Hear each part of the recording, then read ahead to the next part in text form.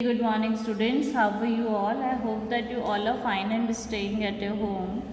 So as you all know that the syllabus of PA1 is complete in our previous videos, and our practice of communication skills is start. So today, in order to improve our communication skills or in order to improve our vocabulary, I am going to let you know the word game by which you can memorize the words which you know already.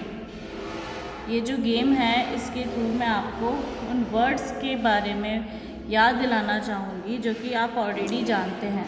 हम general अपने communication में बहुत सारे words use करते हैं जो कि हमें ज़रूरत पड़ने पर वो याद भी नहीं आते हैं। तो हमें क्या करना है, आज हम उन्हीं को रिवाइज़ करेंगे एक गेम के थ्रू। इस गेम में क्या है, जैसे कि आप देख पा रहे हैं 1 to 9 कुछ वर्ड्स लिखे हुए हैं, इंग्लिश के वर्ड्स लिखे हुए हैं और इनकी एक स्पेलिंग भी है, सो ऑब्वियस है। तो सबसे पहले हम इसकी स्पेलिंग पढ़ेंगे। इसका जो लास्ट वाला अल्फ़ाबेट है उससे स्टार्ट होने वाली स्पेलिंग सोचेंगे और लिखेंगे। It's a kind of a game which we were playing in like childhood, antakshari. But वो क्या होता था, सॉन्ग्स की होती थी, वो मूवीज़ के नाम की होती थी। बट यहाँ पे हम क्या करेंगे, एक वर्ड गेम खेलेंगे जो कि इंग्लिश के वर्ड्स से रिलेटेड होगा। तो चलिए देखते हैं। The first word is LOOK, look. Look का मतलब होता है देखना। अब हम लास्ट वर्ड पे अंडरलाइन करते हैं और अब हमारा टास्क यहाँ से स्टार्ट होता है कि हमें के से स्टार्ट होने वाला वर्ड सोचना है। सो एवरीवन नोज कि के for kite. So we will write here K for kite, right? Then this is E. The spelling of kite ends on the alphabet E, and now in this place we have to write a word which starts from alphabet E. And E for, अब मुझे याद आ रहा है, E for क्या होता है, egg होता है। So by this technique we can improvise a vocabulary, right? The next word is MOBILE, that is mobile, which is very commonly used in like at a home, by your parents, by your friends, by everyone, and even by us also, है ना। तो this is the word mobile, MOBILE.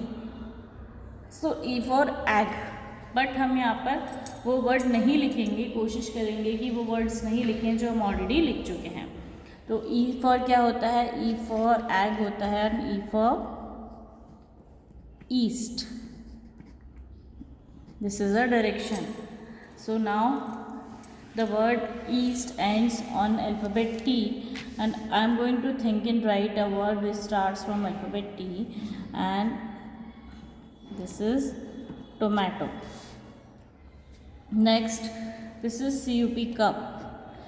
Cup, spelling of cup ends on alphabet P, and I am going to write the word which starts from alphabet P, and P for होता है parrot. It's very easy. And T for होता है tiger, TIGER, tiger. Next rest, this is again T। अब T for like, अब मुझे इस room में जहाँ पर मैं बैठकर ये वीडियो बना रही हूँ, मैं अपने चारों तरफ देख रही हूँ और मुझको एक टॉर्च दिखी है, तो I am going to write torch. और टॉर्च जो है वो H पे ख़त्म हुआ। अब H से मुझे कुछ सोचना है। तो मैं एक रूम में हूँ और ये रूम एक घर में है, और घर को हम बोलते हैं house. So I have written house, right. Next FEEL, feel करना मतलब महसूस करना। अब अगेन जो ये वर्ड्स हैं ये हमारे आसपास से हमें मिल जाएंगे, इसके लिए हमें कुछ बहुत ज़्यादा सोचने की या दूर जाने की ज़रूरत नहीं है। L फॉर होता है लाइट, जो कि इस रूम में अवेलेबल है। फिर से हम तो T पे आ गए, और T फॉर है टैप, नल। नाउ SEED, सीड, सीड का मतलब होता है बीज। D फॉर, चलिए मैं लिखती हूँ D for dog. This is common और ये हम स्टार्टिंग से पढ़ते आ रहे हैं कि D फॉर डॉग, तो इसमें हमें कुछ बहुत ज़्यादा सोचने की ज़रूरत नहीं है। नाउ G फॉर गर्ल होता है, G फॉर ग्रेप्स होता है, G फॉर गो होता है, but I am going to write a word god, GOD, god. The next is RIGHT, right? Again this ends on alphabet T. अब T से मुझे सोचना है, T से बहुत सारी चीज़ें होती हैं, बट मैं जहाँ पे वीडियो बना रही हूँ एक टेबल के ऊपर रख कर लिख रही हूँ। This is a table, so I have written here table. Again E से I am going to write eat, खाना, BAKE, बेक। अगेन E, अब मैं क्या लिखूँ E से, फिर सोचना पड़ेगा। I have to keep revising in my mind, मुझे सोचना पड़ेगा। और अब मैं लिखूँगी E फॉर एनर्जी।